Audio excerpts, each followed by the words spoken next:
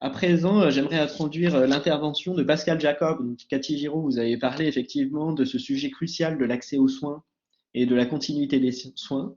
Donc, Pascal Jacob, qui est président de l'association Handidactique et qui s'occupe d'un baromètre de l'accès aux soins Handifaction.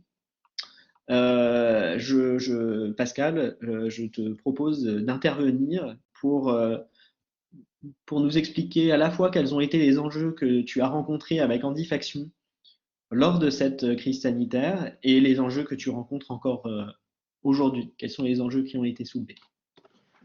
D'abord, merci au comité d'éthique d'Île-de-France, vous m'entendez? Et je vous félicite pour cette initiative parce que ça nous permet de remonter un peu les pendules. Et nous sommes, moi, si vous voulez, j'ai une vision un petit peu différente parce que on a abordé le problème des établissements, mais ce n'est pas le regard qu'il y a de l'handicap, parce que les établissements, ce n'est qu'un nombre très, très petit de personnes vivant avec un handicap, et que s'ils représentent un peu moins de 9% des personnes vivant avec un handicap, il y en a 92% qui sont aujourd'hui dans le monde ordinaire. Mais moi, si je symbolisais à travers les regards et à travers je dirais, la situation que nous avons tous vécue, ça a été une période de tension, mais aussi une période d'attention. D'attention à l'autre, d'attention pour soi. Ça a été une période, d'ailleurs, qui montre parfaitement que tout le monde était énormément déstabilisé. Et il y en a certains qui se sont étonnés d'être capables de vivre cette tension en étant productif, en changeant de comportement. Il y en a certains qui se sont réfugiés derrière des règles, et vous l'avez bien évoqué. Mais enfin, moi, je vais vous dire, le bravo que j'ai envie de donner, c'est à Caroline Abel. Elle ne s'est pas servie d'aucun moyen pour conditionner d'une manière particulière les personnes vivant avec un handicap dans les établissements, en essayant de sauvegarder ce qu'ils avaient de capacité à avoir une autonomie, aussi petite soit-elle. Et je crois que cette attention qui a été, et je la remercie, et je remercie toutes les équipes de la vallée du Loc pour dire c'est une situation extrêmement intéressante. Mais cette attention, elle n'est pas spécifique aux personnes vivant avec un handicap, elle est à tous. Elle est aux médecins, elle est à toutes les personnes qui ont vécu cette période et qui sont obligées de vivre avec, comme tout à chacun. Et je dois dire que la déstabilisation qu'il y a eu de notre société a fait naître des vocations, des démissions, des situations de changement de comportement, mais aussi plein d'idées fantastiques qui ne sont pas venues uniquement des professionnels, mais qui sont venues de la confrontation du besoin de chacun et confrontées à une société qui était plus enfermée, et on le voit. Première notion qui est importante pour moi, c'est qu'est-ce qu'on a fait de cette attention? Eh bien, elle a été extrêmement difficile à comprendre. La première période du Covid avait montré une chute du besoin de soins absolument énorme. On avait vu les gens n'allaient plus chez le médecin, les gens n'allaient plus rencontré. Et pourquoi? Parce que soit ils avaient peur, soit ils avaient.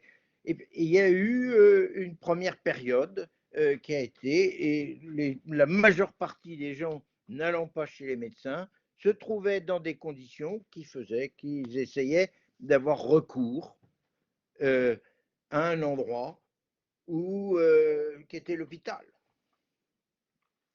Première notion, moins de besoin de soins, moins de situations, mais beaucoup plus de situations critiques. Dans le sens où il a fallu répondre, et je dois dire que, par exemple, on était arrivé à un taux de fréquentation des urgences de l'hôpital qui frisait 30% des personnes qui avaient eu besoin de soins. C'est énorme. Deuxième période, on s'est habitué à baisser ses soins. Et d'ailleurs, aujourd'hui, la CNAM est en train de constater d'une manière importante la baisse de demande de soins. Alors, on a abandonné. Et on a abandonné ces soins, pourquoi? Par peur, par considérer qu'on ne voulait pas déranger le monde médical qui était, paraît suréquipé avec ils avaient tout le Covid, et comme on parlait des soignants comme étant des gens extraordinaires qu'il fallait les protéger, eh bien on disait je le protège d'une certaine manière en n'y allant pas.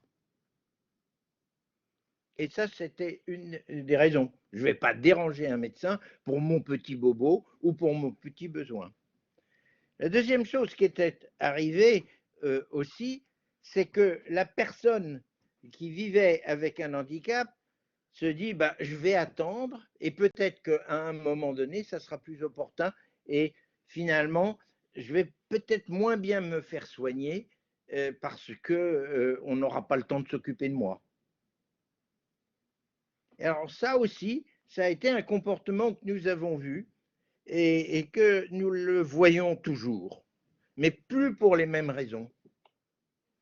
Aujourd'hui, dans la deuxième phase et en 2021, nous voyons toujours une baisse de soins très importante, mais une disponibilité des soins incroyablement faible.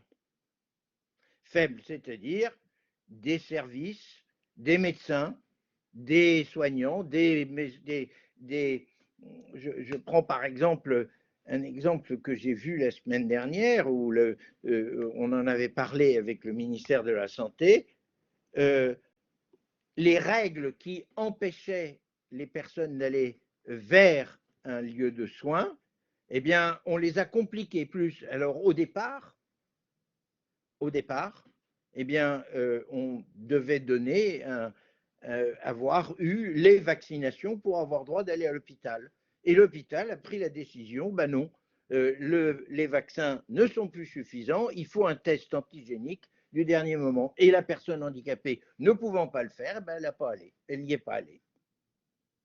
Donc vous voyez que l'indisponibilité probablement du système de soins a été lourde et conséquente parce qu'elle a compliqué l'accès aux soins.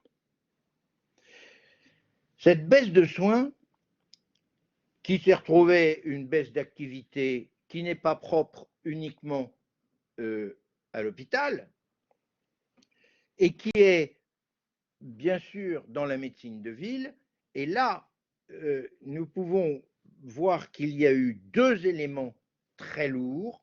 Le premier élément, ce sont les refus de soins. Les refus de soins n'ont jamais été si hauts. Alors, est-ce que c'est le soignant qui n'en a pas voulu? Comment on sait? On a vu qu'on est actuellement. Et des refus de soins, on peut même aller dans des notions plus spécifiques, les refus de soins de spécialistes en ville. Nous avons vu qu'aujourd'hui, un certain nombre de spécialistes, par exemple la dermatologie, par exemple la gynécologie, ont été aujourd'hui des secteurs extrêmement mal servis dans l'accès aux soins.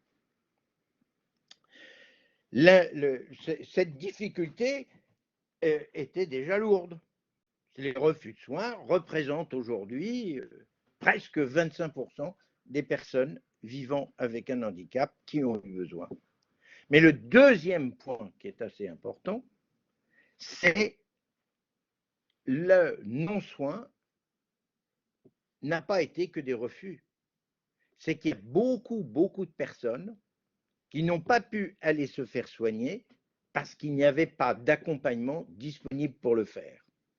Et là, la situation était d'autant plus difficile. Et c'est pour ça que je félicitais tout à l'heure Caroline Abel, parce que toute son équipe, que je connais très bien, a vraiment réussi à trouver le continuum qui faisait que les gens restaient soignés.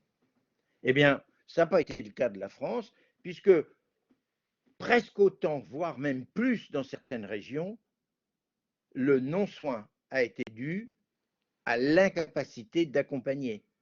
Lorsque vous avez pratiquement 50% des personnes vivant avec un handicap mental ou psychique qui se voient dans l'incapacité d'aller se faire vacciner parce qu'elles ne trouvent pas de moyens d'y aller. Et là, nous sommes dans des difficultés qui sont... Alors maintenant, on est en train de remonter la pendule, on est en train de faire le aller vers, et d'ailleurs, c'est assez extraordinaire, celui qui a le mieux répondu à l'aller vers, c'est le généraliste, car il a doublé son nombre je dirais, de visites à domicile par rapport à la période d'avant. Et peut-être que aller vers sera un atout demain pour les personnes vivant avec un handicap, parce que c'est un bon moyen d'aller se faire soigner, surtout quand le médecin vient à vous et au lieu d'aller vers le médecin. La personne qui a été non accompagnée, elle attend et abandonne. Si vous cumulez refus de soins plus non-accompagnement plus grosso modo abandon, eh bien, on arrive à un taux qui est extrêmement défavorable, où nous avons augmenté le nombre de personnes non soignées en 2021 de plus 20%. Et ça, c'est pas normal. Pas normal. D'une part, parce que l'activité du soin avait baissé et on aurait dû probablement trouver d'autres moyens et de mieux répondre à cette demande.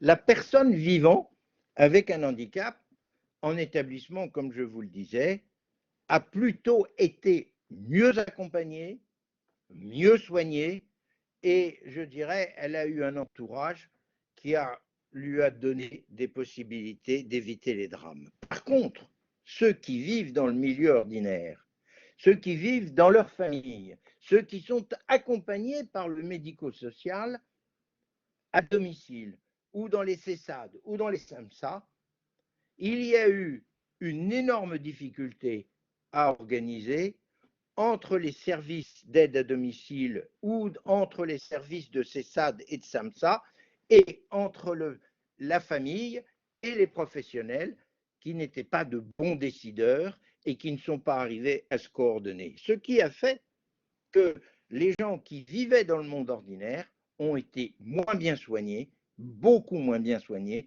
que ceux qui étaient en établissement. Et ça devient aujourd'hui une situation qui perdure. Et nous devons trouver une possibilité de reconquérir ce qui a été perdu, puisque nous revenons à des situations des années 2017 ou 2016 dans l'accès aux soins des personnes vivant avec un handicap. Le deuxième sujet qui nous frappe aujourd'hui, c'est la demande du soignant face à la personne handicapée. La bande du soignant, elle a été, je dois dire, nous avons discuté avec les soignants pourquoi ça ne se passait pas bien. La première raison qu'ils nous avaient évoquée, on n'est pas formé à l'handicap. Ça commence à se faire, 11 universités ont démarré, et demain, nous allons, cette année, en avoir presque une quinzaine qui auront démarré. Mais nous sommes encore dans une population de soignants qui n'a pas l'habitude de rencontrer l'handicap et que dès qu'ils rencontrent l'handicap au moment où l'urgence l'impose, ils sont très démunis. Et cette formation, elle a un des effets de la difficulté qu'a provoqué le Covid, c'est d'inciter les personnes de soignantes à se former un tout petit peu mieux aux 5000 étudiants en 2021 ont subi des stages pour pouvoir être mieux formés. La deuxième demande des soignants, c'est d'être aidés. Et c'est vrai, car nous sommes aussi dans la difficulté que de faire passer une personne vivant avec un handicap d'un fauteuil à une table d'examen, il faut être aidé. Eh bien, cette demande n'a pas trouvé aujourd'hui d'écho et on commence tout bonnement un tout petit peu à la fin de l'année 2021 à trouver des solutions avec les services de consultation dédiés qui commencent à se mettre en route à travers les handiconsultes, les handisoins. La troisième raison, et qui a été une demande très très forte des soignants, ça a été d'être payé. C'est-à-dire que, et ça a été d'autant plus difficile que tous les examens en annexe demandés par le Covid qui se passait autour faisaient que ça devenait difficile à un pharmacien, à un généraliste de faire des tests ou de faire des prises de sang ou de faire des choses à des personnes vivant avec un handicap pour lequel il fallait, quand on me fait à moi une prise de sang, ça prend 1 minute et ça coûte 10 euros, mais quand on l'a fait à mon fils Clément, qui est infirmateur cérébral et autiste, ça prend 1 heure, mais c'est toujours 10 euros.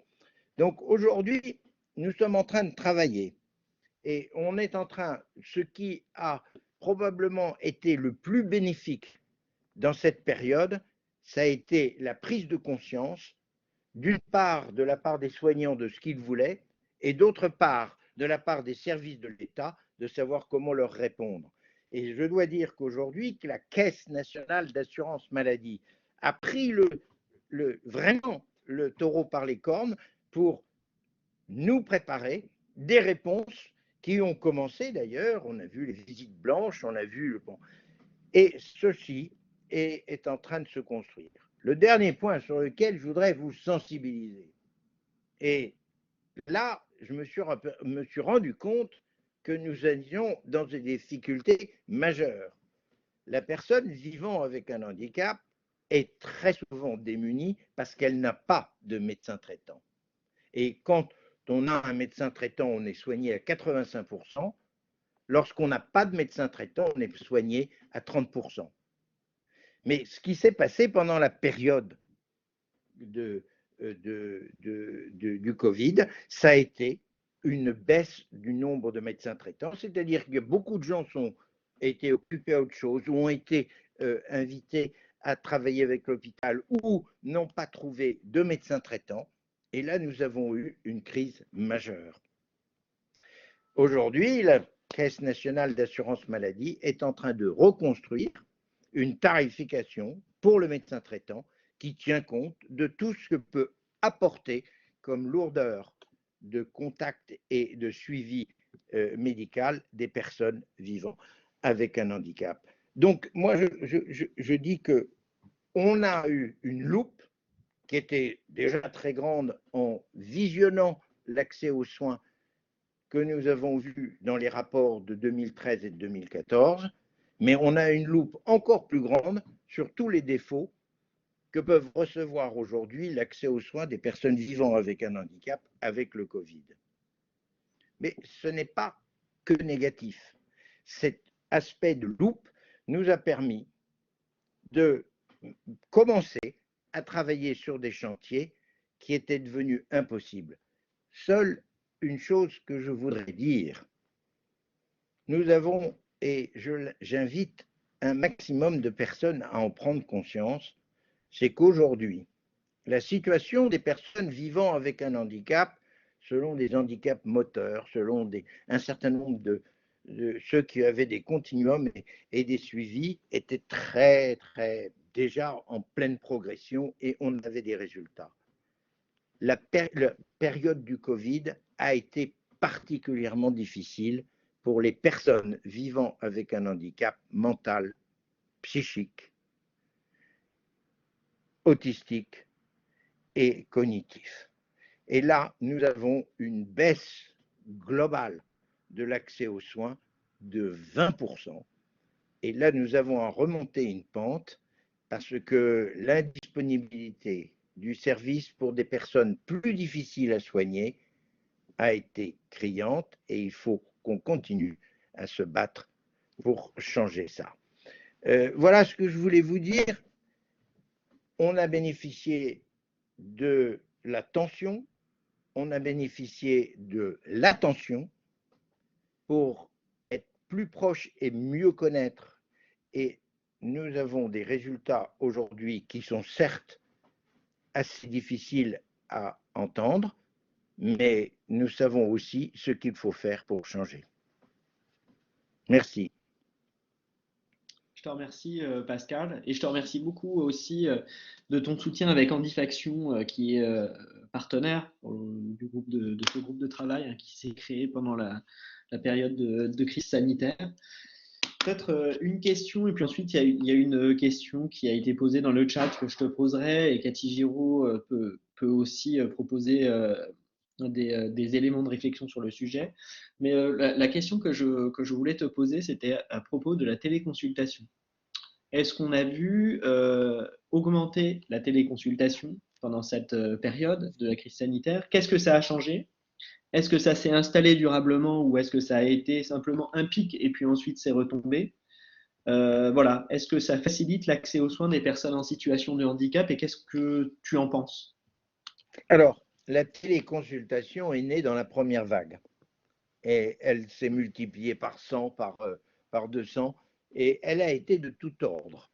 Elle a même commencé à s'installer dans le système hospitalier et ça a été très intéressant.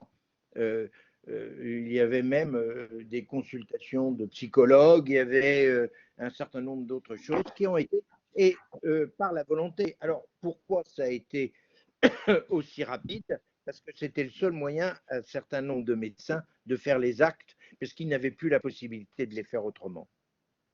Alors certes, ça a été assez bénéfique. On s'est aperçu que ça avait même touché la rééducation. C'est difficile d'imaginer un kiné faire sa séance par télémédecine. Par contre, il y a une chose qui n'a pas très bien fonctionné, c'est toute la téléconsultation des périodes critiques de soins. Et ça n'a pas existé. La téléconsultation n'a pas fonctionné comme elle avait fonctionné dans les autres pays européens, comme nous l'avons vu en Allemagne, comme on l'a vu au Danemark et entre autres aux Pays-Bas, où la télécommunication, la téléconsultation était devenue complètement, mais complètement au service du Covid. C'est dommage, ça a été. Aujourd'hui, qu'est-ce qui persiste? Et c'est ta question. Je dirais, partant quasiment de zéro, on est arrivé à 3% des actes médicaux dans la deuxième période de la période 2021, après être monté à 10% pendant la première période. Je pense que ça a été une bonne chose. Mais ce qui a manqué dans la relation, c'est l'habitude. Et l'endroit où il me paraît très efficace, c'est la relation qui est arrivé à entretenir un certain nombre de spécialistes hospitaliers et à domicile, qui ont eu des contacts avec des personnes soignées à travers l'iPhone, à travers la caméra qui permet de voir, à travers des spécialistes, par exemple, qui ont vu une crise d'épilepsie, à travers des gens qui ont été capables de voir un bouton. Là, je dois dire, on a commencé à apprendre un nouveau métier. Ce nouveau métier, il est peut-être moins valorisant que celui d'un contact réel avec le soignant, j'en suis certain, mais il est extrêmement efficace parce qu'il se compose de deux actes. Un acte de aller vers, c'est non-déplacement de la personne vivant avec un handicap dans ses difficultés, et puis un deuxième qui est ce que j'appelle un diagnostic préalable à un besoin d'hospitalisation.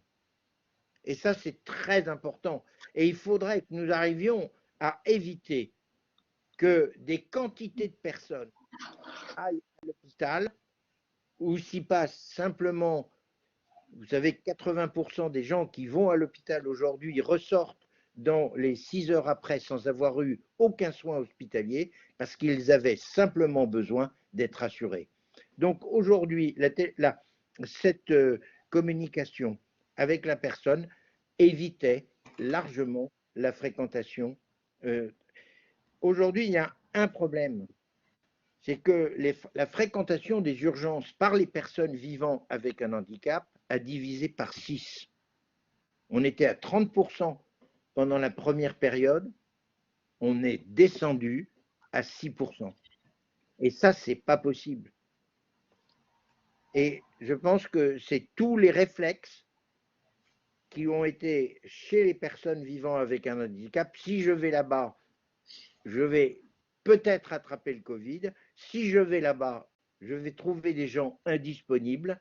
Si je vais là-bas, on ne va pas avoir le temps de me soigner. Et finalement, les gens ont décidé d'abandonner. Voilà. Alors, Pascal, justement, tu parles de cette peur. Et une question qui est posée et que je pose aussi à Cathy Giraud, que je vous pose à vous deux. D'un point de vue éthique, pourquoi a-t-on laissé la peur prendre une si grande place?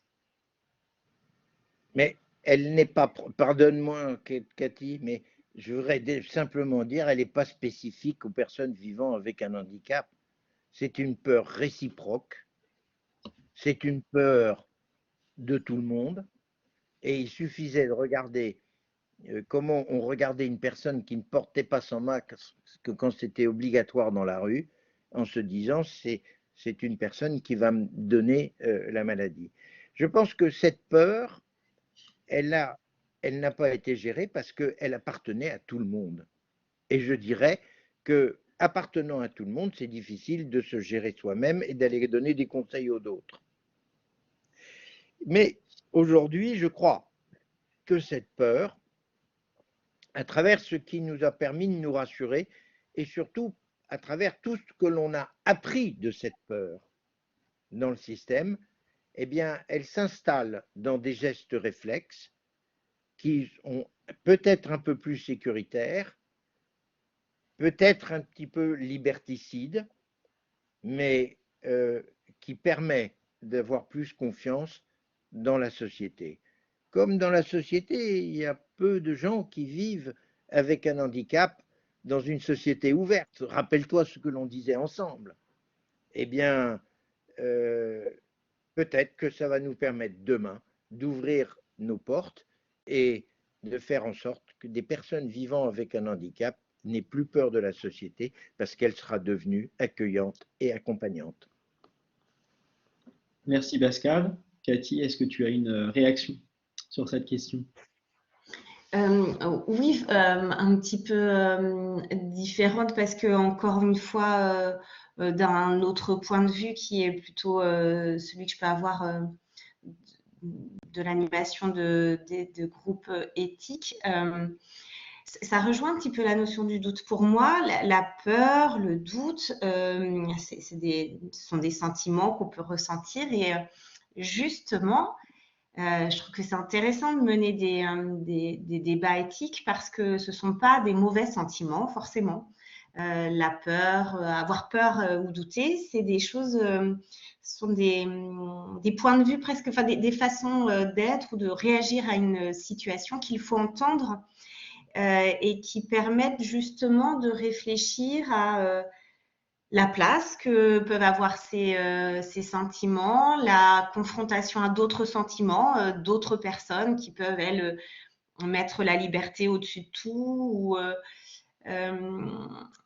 Et donc, je ne sais pas si ça a pris une si grande place, comme c'est exprimé dans la question. En tout cas, oui, il y a une place pour la peur, mais comme dans n'importe quel autre sujet, évidemment pas réservé à la sphère du handicap, mais en tout cas, je n'aborderai pas la question de cette manière-là. En tout cas, je pense qu'il était nécessaire de prendre en considération cette notion de peur, de doute dans toutes les réflexions qui ont pu être menées, et c'est vraiment là l'intérêt de partager les points de vue de chacun.